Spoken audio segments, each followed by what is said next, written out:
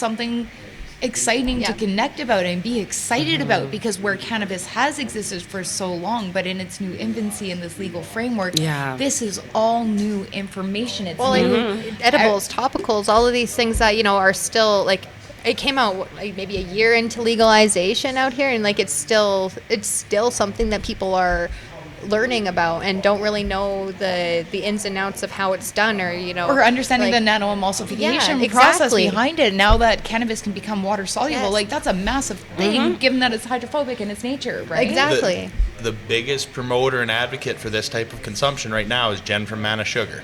She's been doing amazing. Her she videos. is our minor cannabinoid queen right now, is the way I consider Jen. Anything with minor cannabinoids, anything with edibles, she is all over it. Yeah, and for sure. With OCS and AGLC. Yeah. Nice. Our two biggest bodies, she's our heaviest advocate for it, and it's because her product 100%. literally thrives off of those minor cannabinoids. Yeah. Beautiful. 100%. We should have her come on and chat. Like that'd be really awesome. Bring some sugar. Shout out. We need you. Jen has a whole different depth of conversation when it comes to this. That's the one thing we need to do a little bit of a warm up episode today. So the different tiers of like.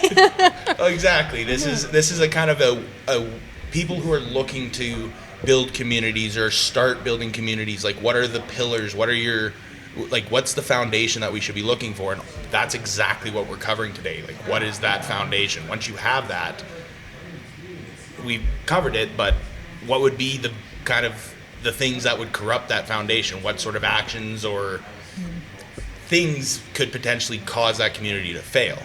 Uneducated people. Yeah. I also think ego. When it Ego, stops yes. becoming about community and it starts becoming about the individual, that's also going to take us down. If we're not all 100%. working to grow together and be better together, we're only fighing each other to see the industry fail. You're only hurting each other at that 100%. point. Yeah, and yourself. Like you're sabotaging, everything that you've worked for at that point. You have an image, a reputation, and you end up acting like that you're better than everybody else or something, and that can crush something instantly. Yeah. Unfortunately. One thing, not so much negative, but just over-ambitious, is trying to cover too many aspects of this industry too quickly.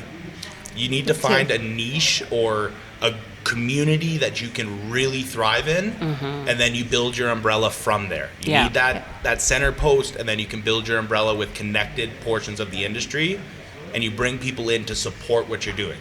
So if you're really good on solventless concentrates, well, your next brand should be solvent-based concentrates and flower. You shouldn't be looking at doing something with data analysis or something, right? Stick to what you know. Unless you are a numbers person with you're figuring out weights, you're figuring out, well then the data analysis makes a little bit more sense for your connection. But trying to be the rosin king, the flower king,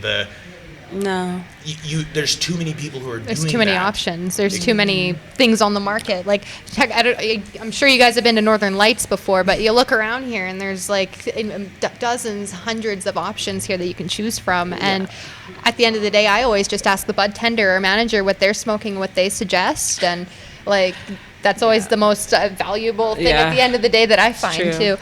I think that's one of the things I love about MTL Cannabis too. We are a flower first company.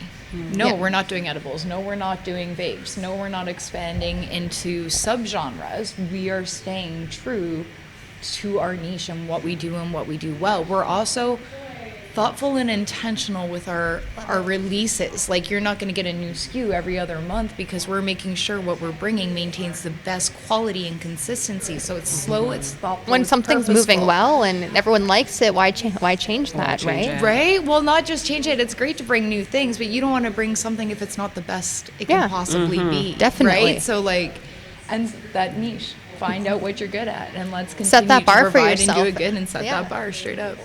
And just keep getting better. I feel like the cannabis setting the industry bar has to be so intentional. Like, I think we were talking about this on our drive here. Because it's a herb, because it comes from this earth, because it's such a feminine, strong flower, I think that anytime I deal with cannabis in general, I'm just like, everything I do with it, no matter if it's an event, if it's a product, if I'm talking about it, I think it's intention is key when it comes to whatever you're doing with your plant. Well, Yeah. the best thing to support that is talk to any grower. Yeah. Yes, 100%. Talk to any grower. Yeah. Their plant is a lover. Yeah.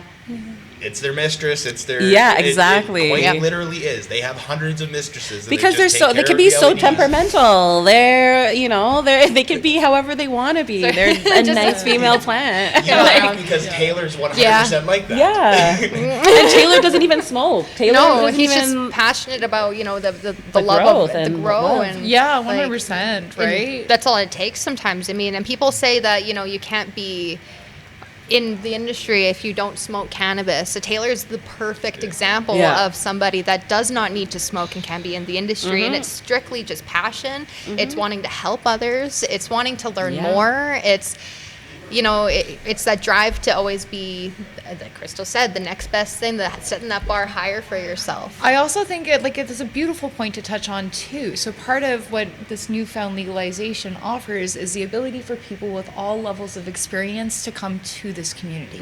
So when we talk about one of the things our community needs to survive, we need to remember to have inclusiveness. So if that means you're only consuming CBD, you're only consuming small amounts of THC once or twice a month, there's still a safe space for everybody. And if you're here and you want to learn and you want to understand, that's a beautiful thing, no matter what your consumption level is, and we should totally. 100% support that.